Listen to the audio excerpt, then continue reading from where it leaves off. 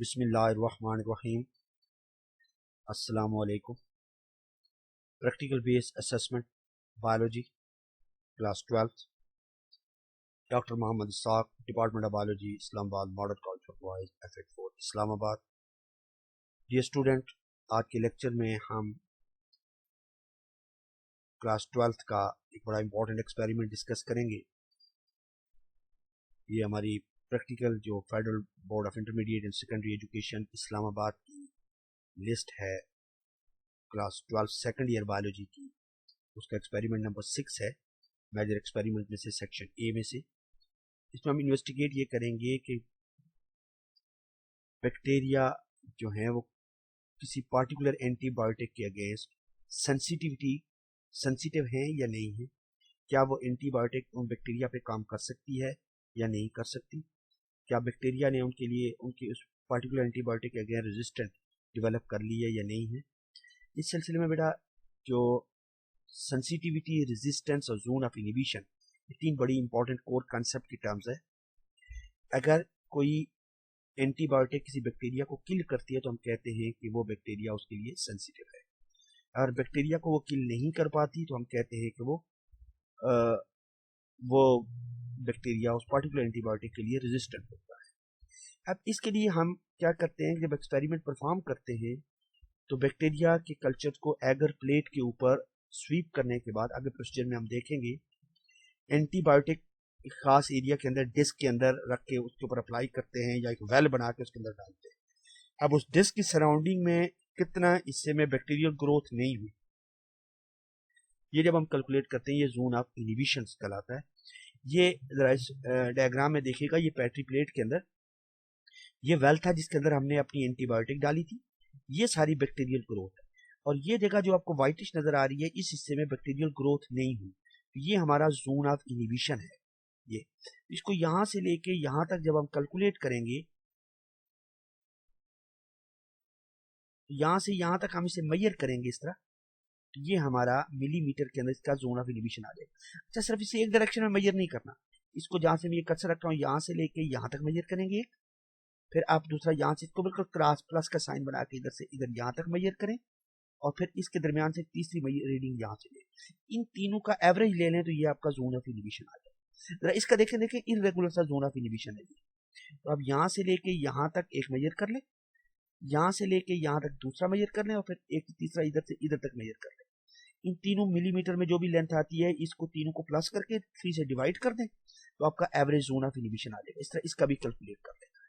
तो इस तरह हम जोन ऑफ इनिबिशन कैलकुलेट कर लेते हैं, और इसकी बेसिस पे हमें पता चल जाता है क्या ये बैक्टीरिया पार्टिकुलर एंटीबायोटिक के अगेंस्ट एक्टिव सेंसिटिव है या रेजिस्टेंट शो कर रहा है। ये अपरेटस हम यूज करेंगे, एगर प्लेट हम यूज करते हैं, इनोकुलेशन करते हैं बैक्टीरिया के साथ, एंटीबायोटिक डिफरेंट टाइप की उसकी डिस्क हम यूज करेंगे, यानी एंटीबायोटिक का सोल्यूशन बनाएंगे और एक फिल्टर पेपर की छोटी सी माइक्रो डिस्क काट के उस एंटीबायोटिक के अंदर सोक करके तैयार कर लेंगे, उसे हम एंटीबायोटिक डिस्क कहते हैं। पेनिसिलिन की, स्ट्रेप्टोमाइसिन की और टेट्रासाइक्लिन की अलग अलग 3 डिस्क बना लेंगे, और फोर्सेप की मदद से उनको जो स्टेरिलाइज होगा रूलर वगैरह सारी वो उसके सेंटर में रख देंगे।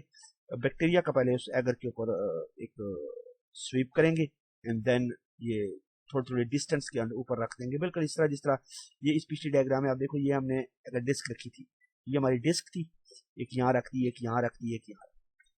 अब उसके अंदर फिल्टर पेपर का निशोब, तो फिर इसको हमने 24 आवर के लिए हमने इसे इनोकुलेट करना है 37 डिग्री सेंटीग्रेड, और फिर उसके बाद हमने क्लियर जोन जो है, जो जोन ऑफ इनिबिशन है, उसको मेजर करना है मिलीमीटर।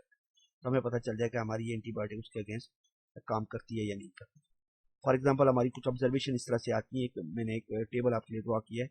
तो डिस्क ए जो थी पेनिसिलिन थी, गिवन बैक्टीरिया जो ई कोलाई था, उसमें कोई जोन ऑफ इनिबिशन उसने शो नहीं किया, 0 मिलीमीटर था। इसका मतलब है कि इस एंटीबायोटिक का इस बैक्टीरिया पे कोई इफेक्ट नहीं हो रहा, ये रेजिस्टेंट हो गया है इस पेनिसिलिन के अगेंस्ट। जबकि डिस्क बी में जो स्ट्रेप्टोमाइसिन थी, ये 12 मिलीमीटर का जोन ऑफ इनिबिशन बना रही है, तो इंटरमीडिएट एफिकेसी है इस एंटीबायोटिक के against this particular micro organism. और टेट्रासाइक्लिन जो थी वो 25 मिलीमीटर, काफी बड़े, इन तीनों दोनों के मुकाबले में बड़े साइज का जोन ऑफ इनिबिशन है। इसका मतलब ये बैक्टीरिया इसके लिए काफी सेंसिटिव है, ये मोस्ट इफेक्टिव एंटीबायोटिक है जो इस बैक्टीरिया को बहुत जल्दी जिस्म से एलिमिनेट कर सकती है। बेटा अब इस एक्सपेरिमेंट से रिलेटेड एक्सपेक्टेड 2026 में जो पीबीए एग्जाम के अंदर आपके एक्सपेक्टेड क्वेश्चन हैं वो कुछ इस तरह से हैं। आपको कैलकुलेशन के हवाले से क्वेश्चन आ सकते हैं। जैसे आपसे पूछा जाए, look at the provided image of a petri dish using a ruler, measure the zone of inhibition for the disc B, if the diameter is 1.5 centimetre, what is the value in millimetre. इस तरह का question आपको एक आ सकता है कि petri plate given होगी, zone of inhibition उसके अंदर शो किया गया होगा, आपने रूलर से मेजर करके उसकी कैलकुलेशन करनी है। या डेटा इंटरप्रिटेशन से रिलेटेड क्वेश्चन हो सकता है। क्वेश्चन इस तरह से हो सकता है, based on the table above table given होगा, which antibiotic would a doctor prescribe for the specific bacterial interaction. तो आपने उसका जोन ऑफ इनिबिशन देख के बता सकते हैं किसकी कौन सी इफेक्टिव है कौन सी नहीं। या इस तरह का क्वेश्चन हो सकता है, why is the petri dish incubated upside down.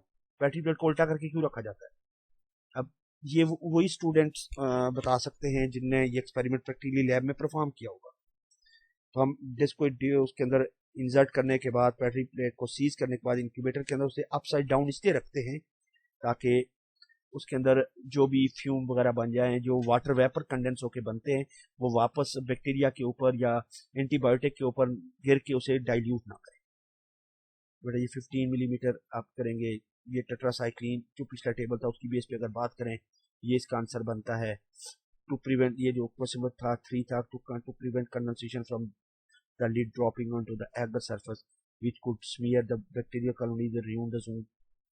और या कंट्रोल वेरिएबल आपसे पूछा, state 2 variable that must be kept constant to make this a fair test, ये पूछा जाने वाला है।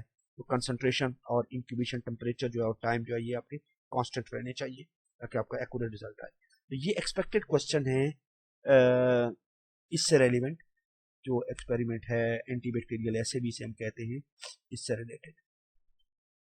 तो ये बेटा आप एक देख लीजिए, कैलकुलेशन से रिलेटेड पूछा जा सकता है, डेटा इंटरप्रिटेशन का है, एक्सपेरिमेंटल एरर का है, या कंट्रोल वेरिएबल क्या क्या है, ये इससे पूछे जा सकते हैं।